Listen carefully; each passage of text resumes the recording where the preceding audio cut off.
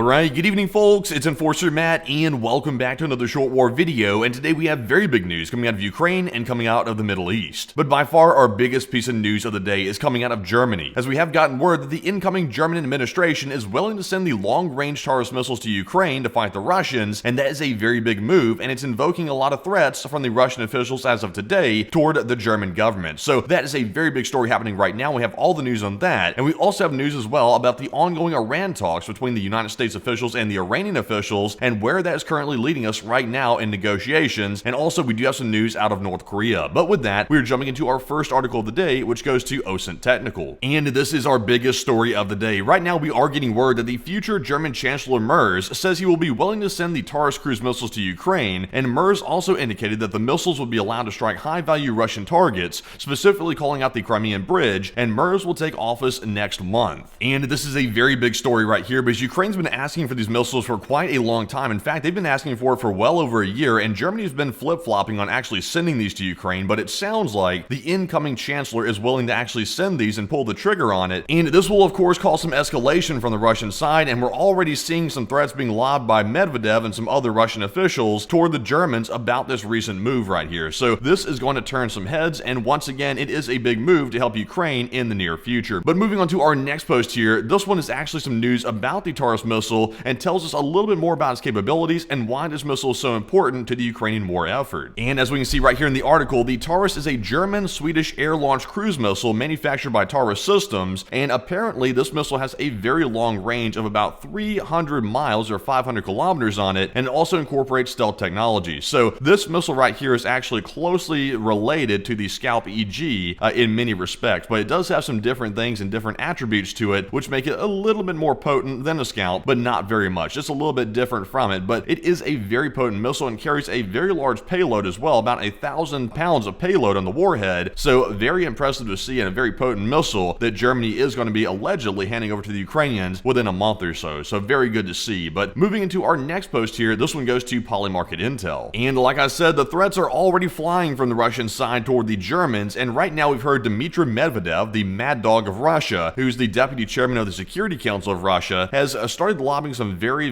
interesting words toward the German chancellor, the chancellor candidate. He said, quote unquote, "The chancellor candidate Fritz Merz is haunted by the memory of his father, who served in a very bad time in Germany, and now Merz has suggested a strike on the Crimean Bridge, and he told him to think twice and called him a very nasty word." So this is certainly very charged language by Medvedev, and once again he's already threatening them that if they send the Taurus missile, then there are going to be consequences. And this is probably just the first of many threats being lobbed by the Russians, but we do see right here that Medvedev is taking the first shot by making this pretty wild statement right here toward the incoming chancellor candidate. So quite crazy to see that, but once again, that is pretty much expected from Medvedev. He is a nutcase by every measure. But moving into our next post here, this one goes to OSINT Technical. And today is a very historic day in Ukraine, because today we learned that 3 years ago to this date, the Ukrainian Navy scored its single largest victory, sinking the Russian Slava-class cruiser Moskva with a pair of Ukrainian-made Neptune anti-ship missiles, and the sinking marked a key turning point in Ukraine's favor in the battle for the Western Black Sea. And this is actually the day, apparently today, when the Moskva was sunk 3 years ago, and I remember covering that right here on the channel exactly 3 years ago. So that is crazy to think. It's been 3 years since the Moskva has sunk, and honestly, like, time has flown. That is really crazy to think that. 3 years ago that happened, and that was a massive loss for the Russians and a historic day for the Ukrainians when it comes to the war. So today was that day, just to shout that out in the video. But jumping into our next post here, this one goes to Anton Gerashenko. And this post right here is on a more somber note, but we had to report it in the video today because it's actually relevant to another story, which I'm about to get to in just a minute. But we've learned that Russia has once again attacked Sumy again today. This is another attack on Sumy, by the way. This is not the first one. This is the second or third one. And according to local authorities, it was a drone attack. And apparently, the Russians are still waging a massive war on the civilians, even to this day, which is today on April the 14th. So crazy to see this. This happens way more often than it should. And this is not an accident. This is intentional by the Russians. They've been doing it for years, just to make that clear. But we are seeing right here a video showing an attack. So let's take a look.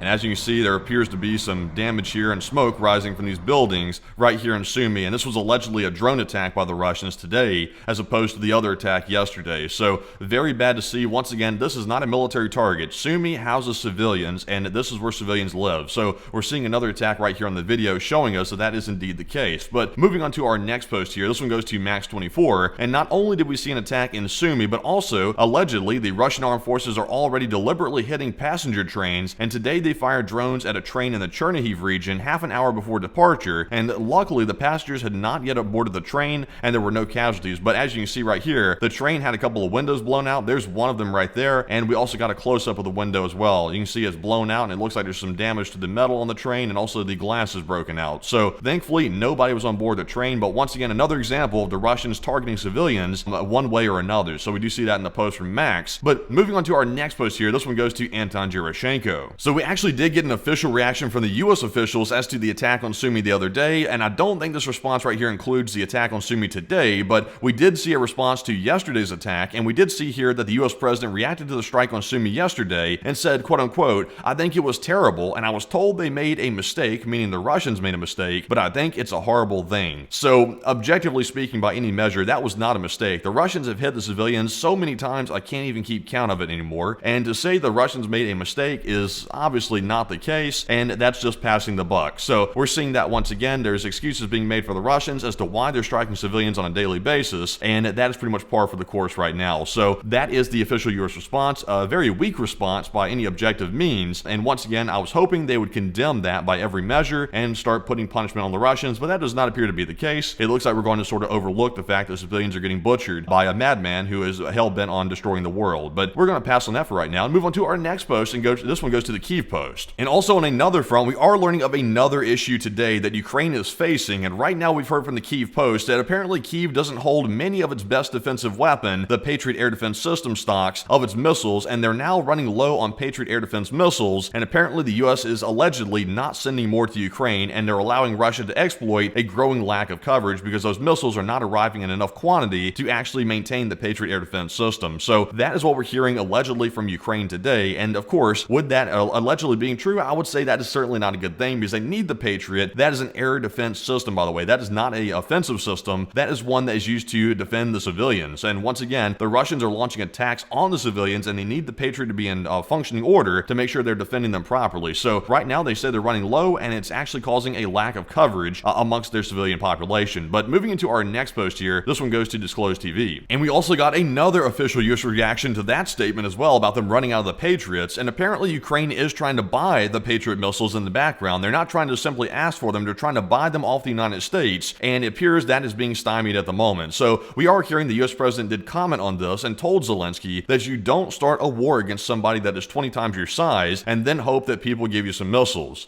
So once again, I'm going to stay as objective as possible on this, but of course Ukraine is trying to defend its civilian population. They're simply trying to buy defensive missiles to defend their civilian population, and apparently the United States allegedly, or at least from what we're hearing right now from the U.S. president, is not willing to sell Ukraine more Patriot missiles. So that is quite curious to me. I don't understand why in any objective sense we would not sell them defensive missiles, because once again, we're getting paid for them, and we sell missiles to pretty much every country around the world. So why would we not let Ukraine, who's defending their civilians, buy some of those missiles to defend innocent people? It makes no sense, but that's what we're hearing today, and that is certainly not good. And I'm going to stay as objective as possible on that and leave it at that. But moving on to our next post here, this one goes to Apex News. And we are now going to move on from our Ukraine news and on to our Middle Eastern news, which we do have some big news about the U.S. and Iran negotiations taking place over the last couple of days, and of course, we've gotten some big news on that. So we've learned in this post from Apex that while aboard Air Force One last night, the U.S. president stated he met with advisors and he'll be making a decision on Iran very quickly, according to Reuters. So a very quick decision. Some say the best decision coming soon, at least allegedly. So we'll have to see on that one. But moving into our next post here, this one also goes to Apex News, and we're hearing that an insider close to the Iranian government told Reuters that while the U.S. wants to meet in Rome for a second round of nuclear talks, Iran prefers Geneva. And I'm really not sure why they would prefer Geneva, but whatever the case is, Iran is trying to pick the place where the negotiations are going to be held, and based on the articles and all the information we received from the first round of talks, the first round was extremely short. Like, I think it was like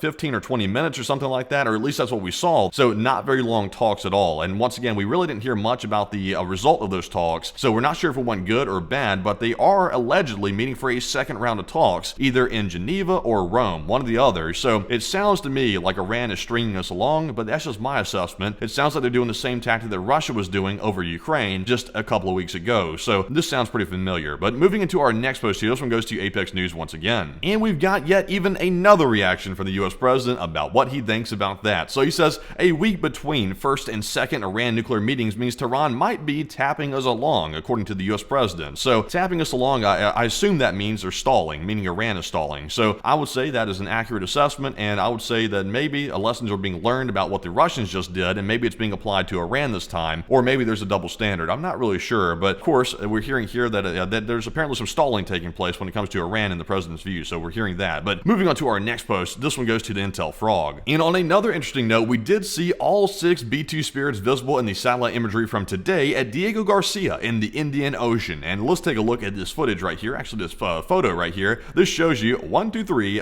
4, 5, 6. There's 6 right there, and there's also some KC-135s as well right there on that runway. But Diego Garcia, a very nice place, a very beautiful location, housing some very beautiful aircraft. So they are right there, and we don't know what's going to happen with Iran, but of course these are standing by for some reason or another. So they are here, and the tankers are here as well. So very interesting to see, and once again, very fascinating. But moving on to our next post here, this one goes to Israel News Pulse. And while all this other stuff is going on between the U.S. negotiations with Iran, the Yemeni rebels in Yemen are still getting absolutely pounded right now, and of course the airstrikes are ongoing. So we do have 2 videos to show here. The first one is a little bit too flashy, so I'm going to skip on that one and go straight to our second video, which does show an airstrike on those Yemen rebels. So let's take a look. Oh wow, look, a big fire out there in Yemen. Looks pretty bad. Looks like a bad day for the rebels. But look at this, fantastic. Oh, whoa, a little bit of firework power right there too. Something exploded. I think that might have been their Bing Shaling missiles that were in some silo or something over there. But very, very crazy to see right there. A fireworks show by all measures, and look at that, very fantastic. But that is a video showing us the strikes on those Yemeni rebels once again and showing the aftermath of it. So it's still going down in Yemen, and it looks like the B-2s have been hard at work. But moving on to our next post here, this one goes to Insider Paper. And we are learning today on a different front, moving away from our Middle Eastern news, that North Korea is doing something it's never done before, and they're building a ship. They're building a ship which could be its largest, most advanced warship ever, the new satellite photos show. So let's take a look here. There is allegedly the ship being built, or something right here on the dock. I'm not sure if that's the ship actually. It may be actually covered up. I'm not really sure, but I think it might actually be in this building. I don't really know, but it's somewhere here in the satellite photo. But as you can see, here's another picture of it. We have seen a video of this ship before, but apparently this is going to be larger than previously expected, at least according to some recent sources. So very interesting to see once again, and North Korea is out here trying to build stuff which is brand new to them. So they're giving it their best go, and it's not really clear how this is going to turn out, but I would assume that this is probably not going to be a very capable ship because North Korea is building it. So I don't have much faith in this, but of course they're trying to do something here, and we do see it right here on the article. But with that, folks, that is actually our last piece of news of the day, and I hope you've enjoyed today's short war video. I will admit the news today was a little bit mixed, some good news and also some bad news as well, but nonetheless, smack the like button if you enjoyed our coverage of the events today, and also subscribe to the channel as well if you want more real-time daily updates just like this one in the short war videos about what is happening around the world in all the conflicts. And also, if you want to support the channel financially, you can go to our Patreon page, and the link is in the description below for Patreon, where you can go over there and sign up for a monthly membership, which supports the channel tremendously, and we do appreciate it very much. And also, by the way, put LSA in the comments, 3 letters, LSA, to let us know you watched the video to this point. And once again, we will see you all tomorrow at 10 p.m. Eastern on the next Nightly War News stream to cover the rest of the events happening today and tomorrow, and we'll see you then. So with that, bye-bye for now.